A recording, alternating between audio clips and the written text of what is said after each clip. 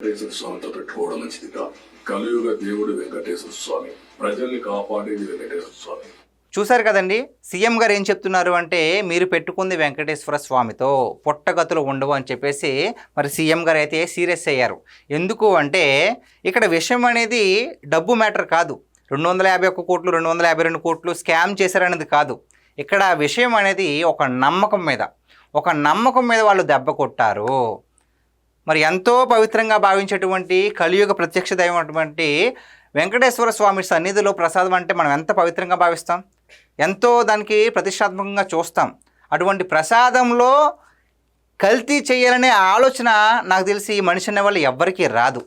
అందులోనూ ఎటువంటి కెమికల్స్ వాడారండి. ఏకంగా టాయిలెట్ క్లీనర్స్లో యూస్ చేసే కెమికల్స్ని, లప్సాని కెమికల్స్ని కూడా అందులో తీసుకొచ్చారు.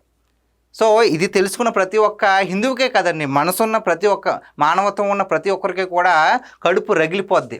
ఏంటి, ఏ మతమైతే ఏంటి, అలా ఎందుకు చేయాలని చెప్పేసి చాలామంది చెప్తూ ఉంటారు. నాకు తెలిసినటువంటి క్రిస్టియన్ సోదరులు చెప్తున్నారు, నాకు తెలిసినటువంటి ముస్లిం సోదరులు కూడా చాలా బాధపడ్డారు ఈ విషయం పైన. ఎందుకు అంటే ఇక్కడ మతం విషయం కాదండి, ఇక్కడ ఒక నమ్మకం మీద వాళ్ళు దెబ్బతీశారు.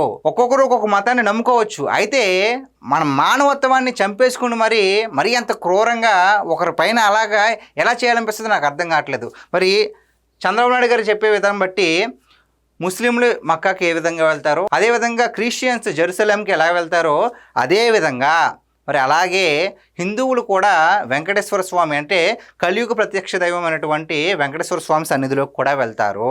అంటే ఇక్కడ ఎంత చక్కగా వ్యవహరించారు అంటే ఎవరిని తక్కువ చేయలేదు చంద్రబాబు నాయుడు గారు, ఎవరిని ఒక మాట అనలేదు.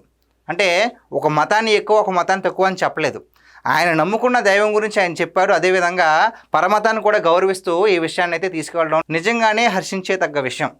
అదేవిధంగా మరి పవన్ కళ్యాణ్ గారు ఈ విషయం పైన ఏం స్పందించారో ఒకసారి చూద్దాం. మేము ఇక్కడ కల్తీ జరిగింది అంటే వేరే మతాలు అనటం కానీ వేరే విశ్వాసాలను కించపరచడం కానీ ఎక్కడ లేదు. ఒక తప్పు జరిగింది, అడల్టరేషన్ జరిగింది, we're very clear about it. ఇది రిపీటెడ్ పొరపాట్లు కాస్త వీళ్ళు చూస్తే 2022లోనే వీళ్ళు తెలియజేశారు. వీళ్ళకి 2022లో మీకు కల్తీ జరిగిందనే రిపోర్ట్ అప్పుడు వాళ్ళకి ల్యాబ్ టెస్ట్ వాళ్ళు పంపిస్తే అప్పుడున్న టీటీడీ చైర్మన్ కానీ వాళ్ళు 100% తప్పు పెట్టేసారు. దాన్ని బయటకు తీసుకురావాలి, దాన్ని బేస్ చేసుకొని మళ్ళీ.